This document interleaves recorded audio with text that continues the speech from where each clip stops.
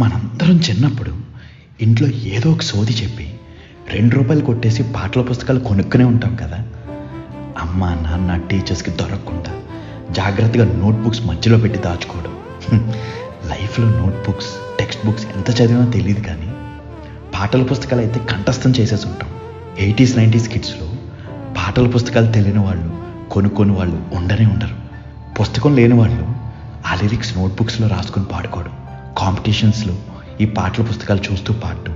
Highlight ఏంటంటే ఈ పాటల పుస్తకాల వంకతో మన క్రష్తో మాట్లాడే ఛాన్స్ కొట్టేసేవాళ్ళు. నా దగ్గర ఈ సినిమా పాటల బుక్ ఉంది, ఆ సినిమాది ఉంది అంటుంటే, హే అవునా నాకు ఇవ్వవా, నేను అన్నీ నేర్చుకుని నీకు మళ్ళీ ఇచ్చేస్తాను అనడం, మనం మురిసిపోతూ తనకి ఇవ్వడం. మంచి పాట నేర్చుకుని ఆ పిల్లని గుర్తు చేసుకుంటూ మనం పాడుకోవడం. అలా ఎన్ని పాటల పుస్తకాలు కొనుక్కుని ఉంటామో లెక్కే లేదు.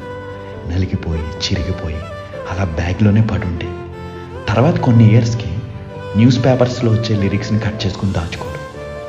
ఇలా ఈ పాటల పుస్తకాలు గుర్తొస్తుంటే ఆ రోజులన్నీ ఒక్క క్షణం కళ్ళ ముందు మెదులుతున్నాయి. అప్పట్లో మనకి నచ్చిన పిల్ల, ఫ్రెండ్స్తో క్లాస్ రూమ్లో సైలెంట్గా పాడుకున్న పాటలు, లిరిక్స్ మార్చుకుని చెప్పుకున్న డబుల్ మీనింగ్ డైలాగ్స్, ఒకటా రెండా, వీటితో మనకు కౌంట్లెస్ మెమరీస్ ఉన్నాయి కదా.